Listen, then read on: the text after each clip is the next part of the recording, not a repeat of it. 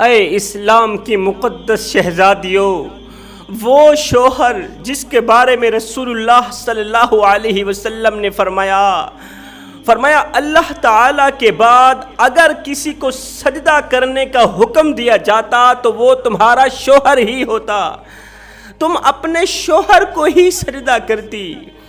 زندگی میں کبھی بھول کر کے بھی شوہر کو یہ 3 جملے نہ بولنا۔ اگر شوہر کو یہ 3 جملے بولو گی تو یاد رکھنا معاشرے میں ذلیل و خوار ہو جاؤ گی، تباہ و برباد ہو جاؤ گی، دنیا میں بھی ذلیل و خوار، آخرت میں بھی ذلیل و خوار۔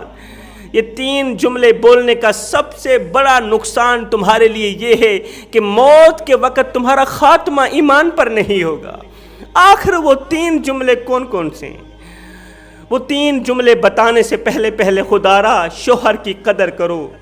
شوہر کی قدر و قیمت ایک بیوہ عورت سے جا کے پوچھو، بیوہ عورت سے جا کے پوچھو جس کا کوئی حال پوچھنے والا نہیں، اس کے بچے یتیموں کی سی زندگی گزار رہے ہیں، اس کی بیٹیاں دوسروں کے اترے ہوئے کپڑے پہنتی ہیں، جس کے چھوٹے چھوٹے بچے دوسروں کے اترے ہوئے جوتے پہنتے ہیں۔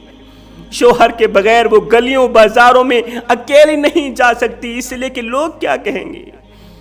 اس کی عزت کی حفاظت کرنے والا کوئی نہیں اللہ کے بعد۔ ہر وقت ڈر لگا رہتا ہے، ڈر لگتا ہے کہ کسی کی ہوس کا نشانہ نہ بن جاؤں۔ کاش میرا شوہر زندہ ہوتا، میری ضروریات کا خیال رکھتا، میری ہر تکلیف میں میرا ساتھ دیتا، میری پریشانی میں، میری مصیبت میں، میرے بخار میں، میری بیماری میں، میری ہر ایک تکلیف میں میرا ساتھ دیتا، مجھے اور میرے بچوں کو خوش رکھتا۔ وہ شوہر جو بیوی بچوں کو خوش رکھنے کے لیے خون پسینہ ایک کر کے دن بھر کماتا ہے، رات بھر کماتا ہے، کیونکہ ایک سچے ساتھی کی پہچان بھی یہی ہوتی ہے کہ وہ مال و دولت کو شاید ہی بیوی کے قدموں میں نہ ڈال سکتا ہو، مگر ہر تکلیف میں بیوی کا ساتھ ضرور دیتا ہے۔ وہ پریشانی میں، وہ مصیبت میں، وہ بیماری میں بیوی کا ساتھ ضرور دیتا ہے۔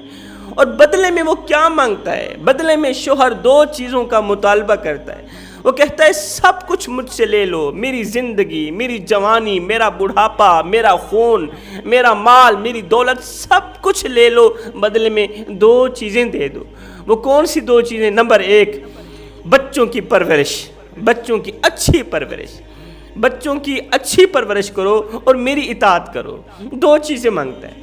جب شوہر تھکا ماندہ گھر پہنچتا ہے تو بیوی کی ایک مسکراہٹ اس کی تھکاوٹ کو دور کر دیتی ہے۔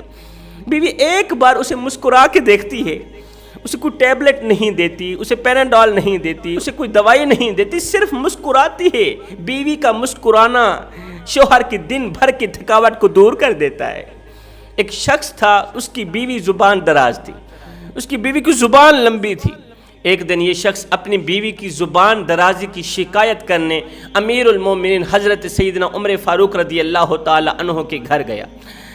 حضرت عمر کے گھر گیا، گھر کے اندر سے اس نے بیوی کو حضرت عمر کو ڈانٹتے ہوئے محسوس کیا، اور حضرت عمر بیوی کے سامنے بالکل خاموش کھڑے ہیں، بیوی کا تلخ لہجہ سن رہے ہیں، بیوی کی ڈانٹ سن رہے ہیں اور خود خاموش کھڑے ہیں، بیوی کے سامنے خاموش کھڑے ہیں۔ یہ شخص کہتا ہے میں نے سوچا کہ عمر رضی اللہ تعالی عنہ جو اپنی سخت طبیعت کی وجہ سے مشہور ہیں، جن کی طبیعت بہت بڑی سخت ہے اور امیر المومنین بھی ہیں، نام عمر ہے جس سے شیطان بھی ڈرتا ہے، ان کا حال یہ ہے، میرا حال کیا ہوگا؟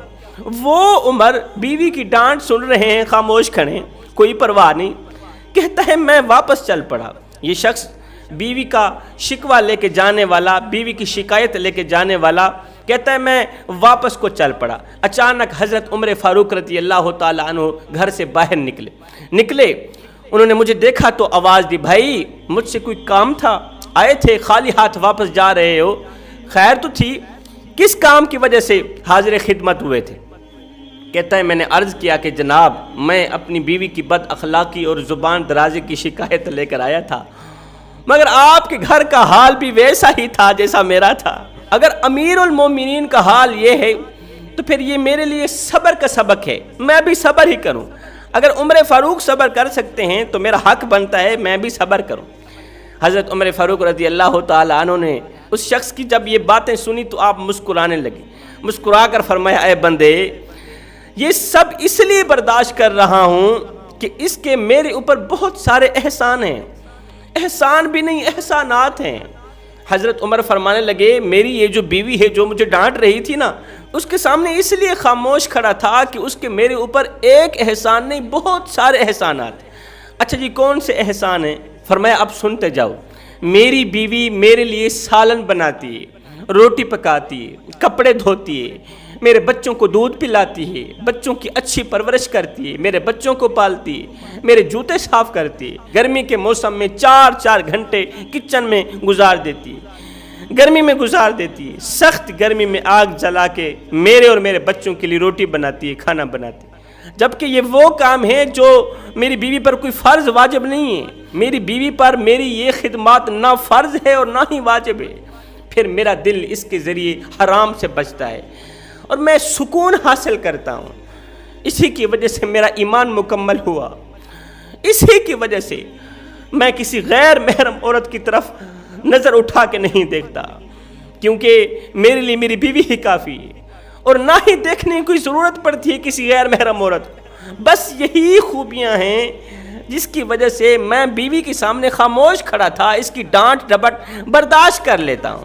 اس آدمی نے کہا یا امیر المومنین، یہ سارے کام تو میری بیوی بھی کرتی ہے، جس کی شکایت لے کر آپ کی خدمت میں حاضر ہوا تھا، جس کا شکوہ لے کر آپ کی خدمت میں حاضر ہوا تھا۔ یہ سن کر حضرت عمر فاروق رضی اللہ تعالیٰ عنہ نے فرمایا برداشت کیا کرو بھائیو، یہ تھوڑی سی مدت کا تو ساتھ ہے، اس کا تلخ لہجہ برداشت کر لیا کرو، کیونکہ بیوی کے بغیر تمہارے گھر کا نظام ہرگز نہیں چلے گا، بیوی کے بغیر تمہارے بچوں کا مستقبل تباہ و برباد ہو جائے گا۔ میرے کریم نبی جناب حضرت محمد مصطفیٰ صلی اللہ علیہ وسلم نے فرمایا جو مرد اپنی عورت کی بد اخلاقی پر صبر کرتا ہے، میرے کریم نبی نے فرمایا جو مرد اپنی عورت کی بد اخلاقی پر صبر کرتا ہے اسے صبر ایوب جتنا ثواب دیا جائے گا۔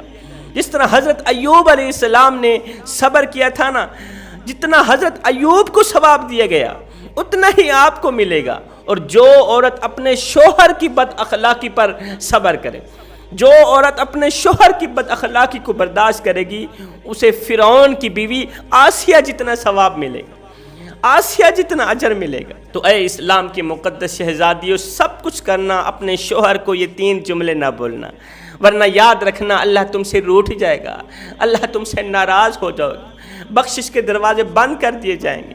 آخر وہ کون سے 3 جملے ہیں؟ نمبر 1، میں نے آپ میں کبھی کوئی بھلائی نہیں دیکھی۔ اکثر عورتیں اپنے شوہروں کو کہتی ہیں میں نے تم میں کبھی کوئی بھلائی نہیں دیکھی۔ اس سے ثابت ہوتا ہے کہ آپ شوہر کی ناشکری کر رہی ہیں۔ بیوی کے لیے یہ بھی ضروری ہے کہ شوہر کے احسانات کی ناشکری سے بچے۔ یہ بری عادت نہ صرف اس کی دنیاوی زندگی میں زہر گھول دے گی بلکہ آخرت بھی تباہ کر دے گی۔ فرمایا نمبر 2، شام کو محنت مزدوری کر کے آنے والے تھکے ماندے شوہر کو کوئی ایسا جملہ نہ بولنا جس سے اس کی تھکاوٹ مزید بڑھ جائے۔ تیسرا جملہ، شوہر کے سامنے اس کے ماں باپ کو گالیاں نہ دینا، کوئی ایسا جملہ نہ بولنا جس سے شوہر کے والدین کی توہین ہو۔ میں دعا کرتا ہوں مالک ہمیں اچھی نصیحتوں پر عمل کرنے کی توفیق عطا فرما، آمین ثم آمین، وما علینا الا البلاغ المبین۔